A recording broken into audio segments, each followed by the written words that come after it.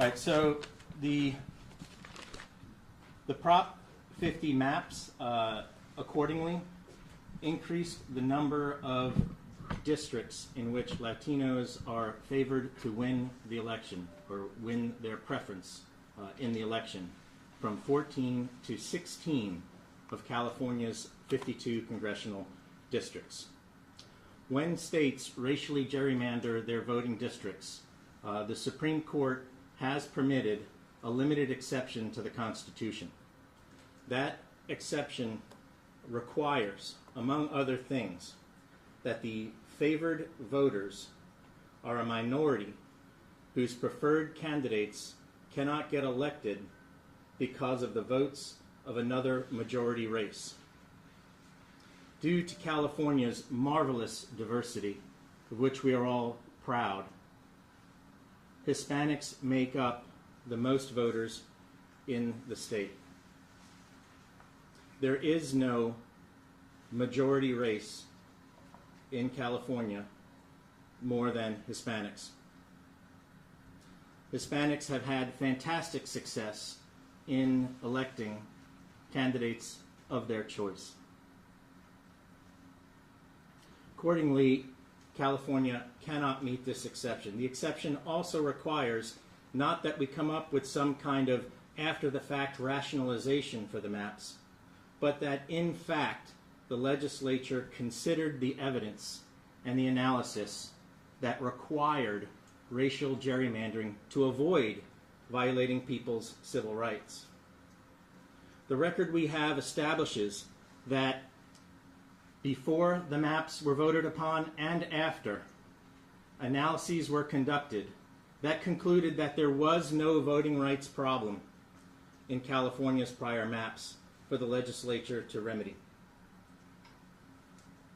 Further, there is no evidence whatsoever that the California legislature in fact circulated any such analysis to the legislatures for them to consider when they cast their votes to launch Proposition 50. Accordingly, California cannot satisfy the Supreme Court's exception, and Proposition 50 will be found unconstitutional. I'm turning over to David Tangipa, one of the plaintiffs, who would address you next. Good morning, everyone. I'm Assemblyman David Tangipa, and as an elected official here in the state of California, I'm appalled by what has happened, with what the legislature really pushed through, with what the governor has done to violate and break the Constitution. And when I said that the fight for California has just begun, I hope everybody and anybody knows I meant that. As the first Polynesian elected ever to the state legislature, I understand the diversity and the beauty that this state has. And what we have seen with Prop 50, these maps, they are completely diminishing the voices of other groups to benefit other groups. They have weaponized this entire process, and they have lied to the California voters. They have lied to the people of California, and what this is about is holding those individuals accountable. What this is about is fighting for our voices to make sure that we are all heard, the same as everybody else. We have watched this entire process from the very beginning in the Elections Committee.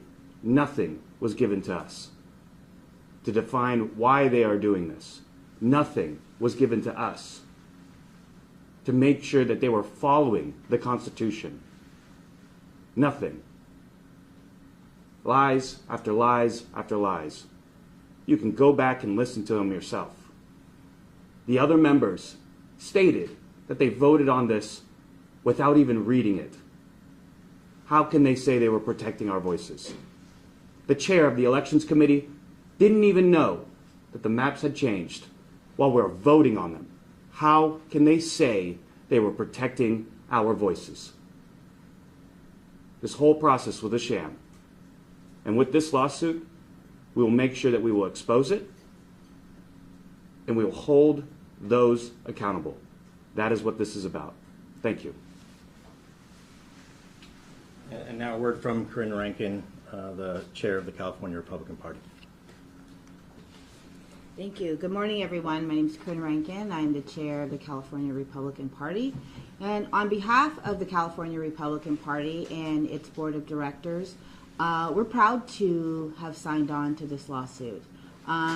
We have a very diverse board of directors at the party. And for us, this is one about the Constitution. It's about the rights that our ancestors have fought so hard for in this country. It's about sticking with the Constitution, and it's about equality and fair and equal treatment. And we believe that Californians, no matter what color your skin is, no matter what your socioeconomic background is, you deserve to be treated fair. You deserve to be treated equally. And that's what this lawsuit's about. Fair and equal representation for every Californian, no matter the color of your skin. Thank you. And my colleague Mark Meuser, who is a key member of the team who prepared this lawsuit. Mark Meuser here, attorney with the Dhillon Law Group. The 14th and 15th Amendment of the United States Constitution was designed to create a colorblind society. Because of the racism in this country, from the 1860s through the 1960s, Congress felt that they needed to remedy that, and they did so with the Voting Rights Act. And the Supreme Court has been very clear. If you are going to draw what are called Voting Rights Act districts, VRA districts, if you're going to do that, there is a three-part test that you must fulfill before you draw those districts. It is abundantly clear by the testimony of the legislature and the testimony of Paul Mitchell that they drew 16 VRA districts in California. The Supreme Court has said that before you draw that, the legislature needs to ensure that there is a problem of racism, that there's a problem that the majority is preventing the minority from being elected, and that because of this problem, they're going to remedy it with the lines that they are in fact drawing.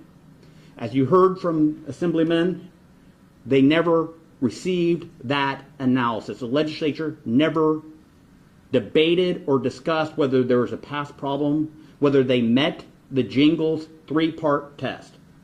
And the third test of Jingles, the test laid out by the Supreme Court, is that a white majority, and that majority means more than 50%, a white majority voting as a block prevents a minority from voting in almost all circumstances. California has probably the most diverse statewide elected officials. You look at our congressional delegation, look at the Assembly, look at the Senate. Because of our diversity of population, we have a diversity of politicians. There is no white majority in California. There is no white plurality in California. The leading demographic is the Hispanic community. And we expect, the evidence will show, that the voting patterns in California will show that Californians vote on party lines, not based upon the color of your skin. We believe that the Supreme Court Jingles test cannot be satisfied by the state. As such, under the 14th and 15th Amendment, the maps drawn by Prop 50 will be considered unconstitutional, and we are asking a federal three-judge panel to find Prop 50 maps unconstitutional and go back to the commission maps. We will take your questions now. Maya Miller from Cal Matters. How does this legal challenge fit in with the potential for the Supreme Court to make drastic changes to the Voting Rights Act? Sounds like you are making a similar argument to what the plaintiffs in that case are making. I think the question in that case is really about the exception, right? It's really about whether the Voting Rights Act can provide an exception to the Constitution in the way that it's being used. Our lawsuit is not challenging the current legal framework. We're saying that under the current legal framework, the maps are unconstitutional. So you want the current legal framework to stand? It's not part of our lawsuit. If the legal framework does change, it will change our lawsuit. But our lawsuit that we filed today is within the existing framework that we have. And then can I clarify on the statistics that you're using? What statistics are you using to determine the ethnic and racial minority groups in California? Like, are you using census data, American Community Surveys projections? Like, what are you using for that? Our experts are using all of them. They're using the state's database where they've used Hispanic surnames. We are using the census data and then the yearly census data. So all of that is being considered in this. I'm just confused because there's an option to be Hispanic, not white, and white, not white, Hispanic, and white, not Hispanic. So I don't understand how you're saying that the majority of Californians are Hispanic, but not necessarily. It's not mutually exclusive. We're not saying that we're saying the plurality. According to the census, according to legal the CVAP numbers, there is no majority. There's no white majority. There's no Hispanic majority. We have pluralities. And so regardless of the test that you use, there is no majority of any race in the state of California. And just to clarify, when the lawsuit, if the court agrees that we've established that the lines have been drawn based on race, which we think the statements conclusively show, the burden will shift to the state to prove that it met that exception. So just to follow up on that, are you talking about Hispanic voters or Latino voters then? Or are you using the two terms interchangeably here? The demographic data uses the word Hispanic. So that is the word that, in terms of a legal discussion, we have to stick with that because that's where the data is.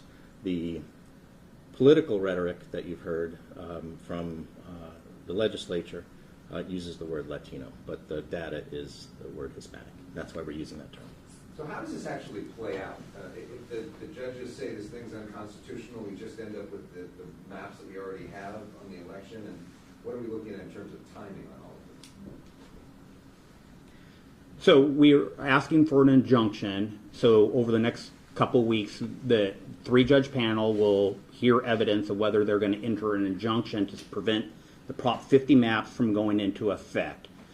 We anticipate that whoever loses that argument will be able to go to the Supreme Court, and we anticipate that that decision will probably need to be made before December 19th when candidates can pull papers for signatures in lieu. So over the next 6 weeks, the question will before the courts will be which maps are the voters going to be voting on in 2026.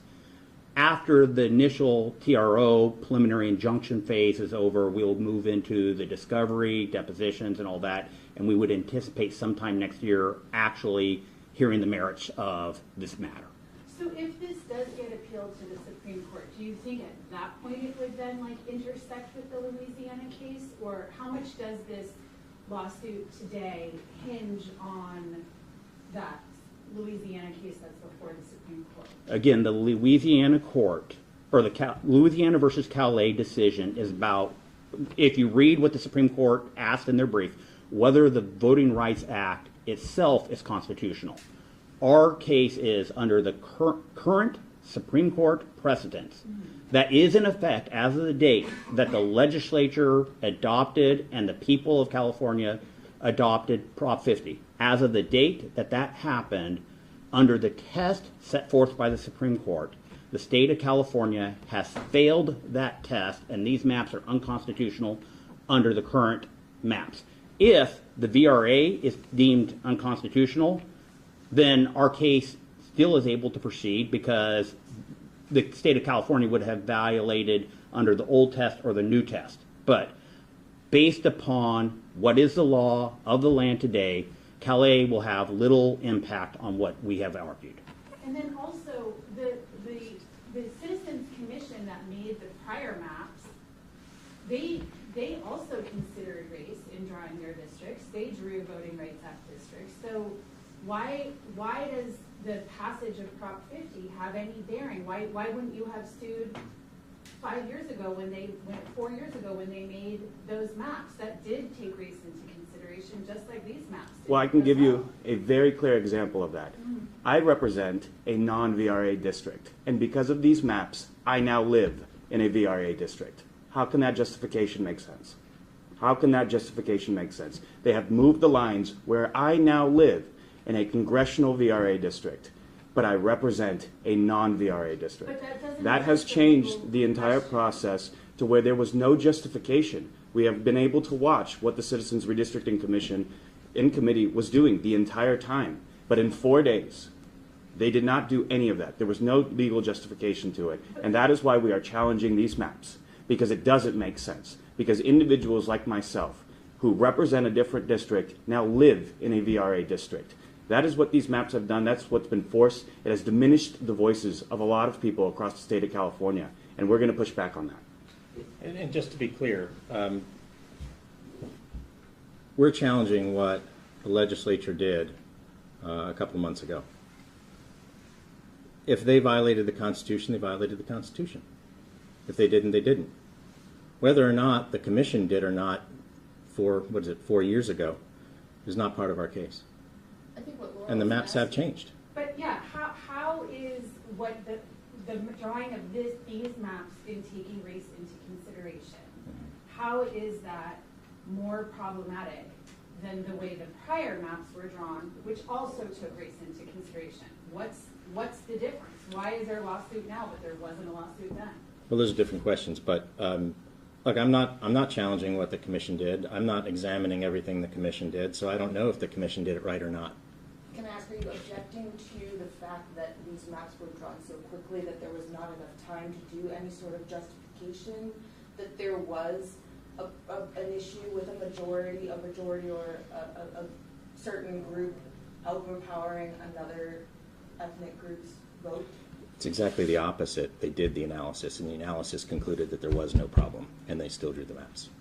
And there's actually a second analysis that was done after the maps was drawn that concluded the same thing. There was no VRA, there was no voting rights problem before they drew the maps. There was no problem to remedy by these maps. These maps did additionally racially gerrymander and increase one race's voting power over others. That's the problem. So you're from the Dhillon Law Firm. Obviously, the founder of the Dhillon Law Firm is now the Assistant Attorney General looking at civil rights issues. Is there a role for the Justice Department? Is there a role for the Civil Rights Department in this? That's possible under the law, but I don't know what they're going to do. Was funding the lawsuit? Go ahead.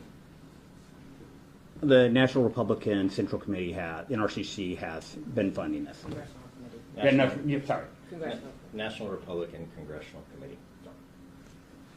Another question on just clarification on the statistics that you're using. Are you talking, when you're talking about racial and ethnic groups and majorities, there is no majority in California. Are you talking about all adults? Are you talking about registered voters? Are you talking about likely voters? What are you talking, because there are differences in whether there's a plurality or a majority, depending on what categorization of people you're talking about. You're right. There are different ways to slice and dice it. You will very shortly see a motion from us that will explain everything in explicit detail with support by expert declarations that go through all the statistics. You're right. There are subtle differences in between the different ways you can measure it, but it all comes out the same. No, but because Latino likely as voters, Latino folks are less represented in the space of the likely voters than they are in the pool of all adults in California, because they're not registered. So I'm just confused as to what measurement stick you're using. Well, you will see very soon, a full analysis that will explain all of that.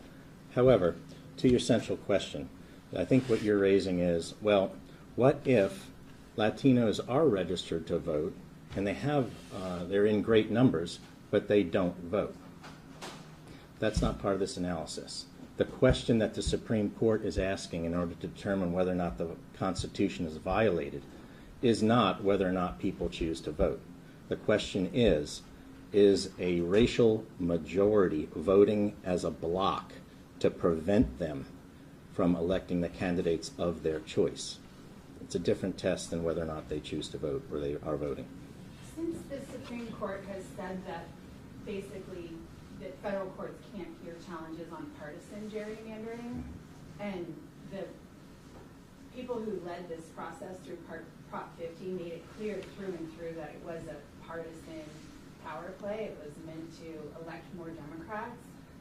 Aren't these current maps like more defensible than the old maps? Because the old ones weren't meant to be partisan, and yet they did take race into account. And these ones are blatantly partisan, and they also take race into account. So won't the state just say it's a partisan move and that's that? Well, that is exactly what they will say, right? And that was the rhetoric. And yet, under the cover of that rhetoric, we have statements from their chief consultant saying, the first thing I did was to increase Latino voting power.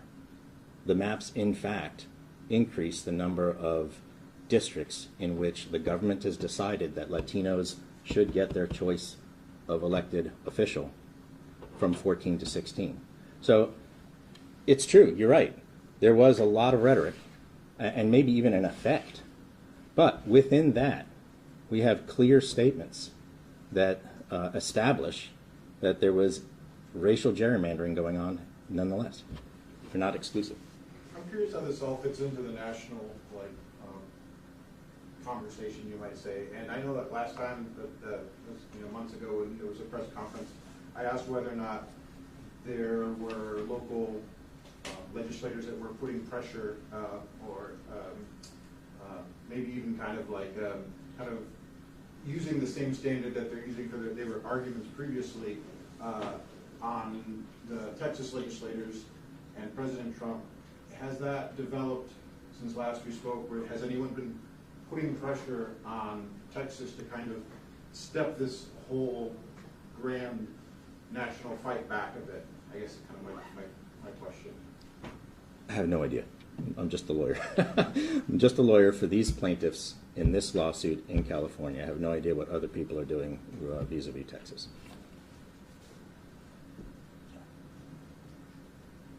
Anyone else? Mr. Meuser, I was just curious. A couple months ago, you had said that that you intended to file a lawsuit that would be seeking to kind of put the maps on hold while the Supreme Court makes its decision in Callais. And I'm just wondering if that strategy has changed or if that's still the plan with this lawsuit. We are asking for the three-judge panel, or if we have to go to the Supreme Court, to put these maps on hold, which will mean that in 2026 we go under the elections will be held under the commission maps. I think everybody who follows the Supreme Court knows that Callais is going to come down. How Callais comes down will have effect on the nation on how they redistrict. It could have an impact on the maps drawn by the commission. It could have, but it will have an effect on because we have a lawsuit. The Supreme Court and all federal courts can only enter decisions based upon the parties that are before them. There is no lawsuit against the commissions, but there is a lawsuit regarding Prop 50 maps. When Callais comes down, if it affects these Prop 50 maps, we will probably have to amend our complaint and based upon whatever the Supreme Court says. But the purpose is under the current Supreme Court test of when a state is allowed to draw voting rights districts. We believe that Prop 50 maps are unconstitutional, and we are asking that they be enjoined and not go into enforce. And if after that happens, if the Supreme Court changes the test, we will amend our lawsuit accordingly. But courts can only make decisions based upon the parties that are before them. So whatever the Supreme Court does, it technically only affects Louisiana because that is the only party in front of them. Our lawsuit, though, because it's an active lawsuit, that that reasoning will now affect any parties that are before the court at that time. And just to be clear, it's our position that California congressional candidates need to know in about 6 weeks where the lines are. So that's about how fast we think this case needs to move. Callais may take months more. You think they'll move that fast? What'd you say? I have a question for Chair Rankin. Publicly and privately, there have been Republican Party operatives, elected officials, candidates who have criticized your leadership and called on you even to resign. They said that the failure to run a functional organization with fundraising power and strategy is a key factor in the magnitude of the No on 50 campaign's loss. What is your response to these criticisms, and do you believe that the party left everything on the field to try to win the No campaign? During the last 3 weeks of the No on 50 campaign, the California Republican Party raised and spent $11 million.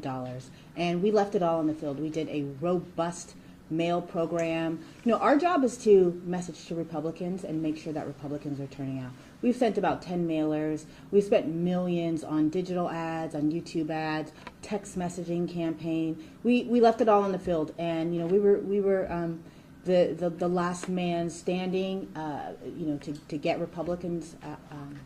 To reach out to Republicans and make sure they turned out. And I think we did an excellent job. I'm very proud of the work that the California Republican Party did. I'm proud of our grassroots effort, all of our central committees throughout the state of California. They were getting out to vote every single weekend. We were phone banking every weekend. We were door knocking every weekend. We had a robust grassroots effort. Everyone worked incredibly hard. I'm proud of our staff.